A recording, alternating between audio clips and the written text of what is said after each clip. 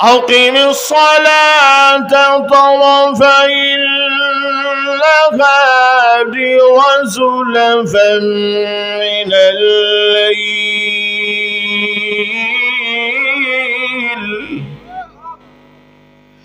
إلا الحسنات يذهبن السيئات ذلك ذكرى للذاكرين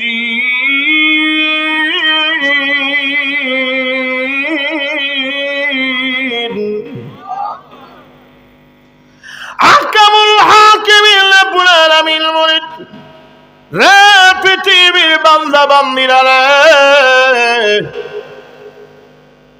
দিনের প্রথম ভাগ থেকে রাতের অন্ধকার পর্যন্ত 5 ওয়াক্তের নামাজ যদি আদায় করতে পারো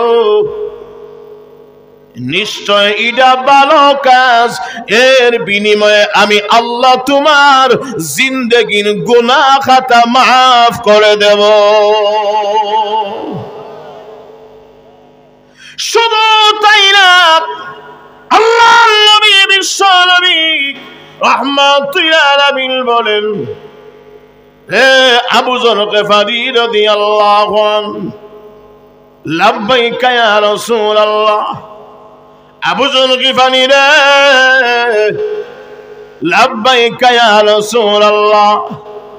আমি জি আপনার পাশে থাকার পরও 3 বার কেন ডাক দিলেন?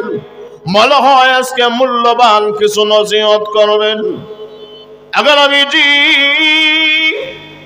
কি নসিহত করবেন? মেহেরবানি করে আজকে নসিহত করে দিন। আল্লাহ নবী বিশ্ব নবী বলেন, রে আবু যর গিফারী, তাকায় যখন কনকনে শীতের মৌসুমে একটি গাছের ডাল ভেঙে নবীজি হাতে নিলেন।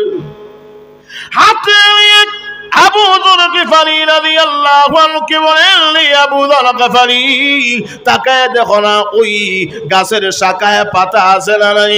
আগে নবীজি না, গাছের শাখায় পাতা নাই, ঝরে গিয়েছে। কনকনে শীতের মৌসুমের কারণে পাতাগুলা ঝরে গিয়েছে। আল্লাহ নবী বিশ্ব নবী বলেন, আবু যর গিফারী, সাক্ষী থাকো, যদি ঈমান কোন আল্লাহর বান্দা বান্দি পরিপূর্ণ ঈমান আনে, ঈমান বলে যদি 5 ওয়াক্তের নামাজ যথারীতি আদায় করতে পারে রে, তাহলে বাইরে আমার লক্ষ্য করে দেখিন, নামাজ আদায় করে সালাম ফিরাতে দেরি হতে পারে, মহান আল্লাহ ওই গাছের পাতার মতো জিন্দেগির গুনাহ মার্জনা করতে সেকেন্ড দেরি হবে না।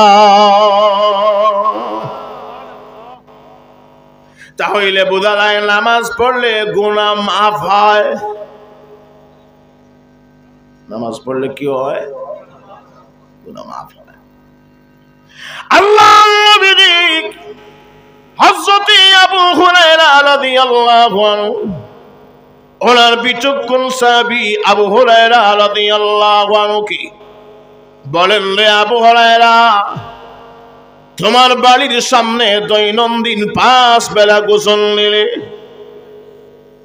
5 বেলা দৈনন্দিন বাড়ির সামনের পুষ্করণীতে মাড়াইয়া গোসল দিলে শরীরে কি ময়লা থাকে? না হুজুর না, 5 বার কেন, 1 বার গোসল দিলে ময়লা থাকে না। আল্লাহর নবী বলেন, আবু হুরায়রা, ওই বাড়ির সামনের পুষ্করণীতে দৈনন্দিন যেমনি 5 বার গোসল দিলে ময়লা থাকে না, যদি কোনো আল্লাহর বান্দা বান্দি পরিপূর্ণ ঈমান আনার পরে বাইরে আবার লক্ষ্য করে দেখেন 5 ওয়াক্তের নামাজ যথারীতি আদায় করতে পারে, গোসল করার কারণে যেভাবে শরীর থেকে ময়লা চলে গিয়েছে, নামাজের বরকতে মহান আল্লাহ সালাম ফিরাতে দেরি হতে পারে, তার জিন্দেগির গুনাহ মার্জনা করতে সেকেন্ড দেরি হবে না। তাহলে বোঝা যায় নামাজ পড়লে জিন্দেগির গুনাহ খাতা মাফ। শীতে ধরিলে শীতে ধরছে একটু জোরে আওয়াজ করে বলেন, নামাজ পড়লে জিন্দেগির গুনাহ খাতা মাফ। কথাটা আমার নাকি নবীজির? জোরে বলেন। নামাজ পড়লে জিন্দেগির গুনাহ খাতা মাফ হয়, যেমন কথা নবীজির তেমন কথা আল্লাহর। জোরে কোন সুবহানাল্লাহ।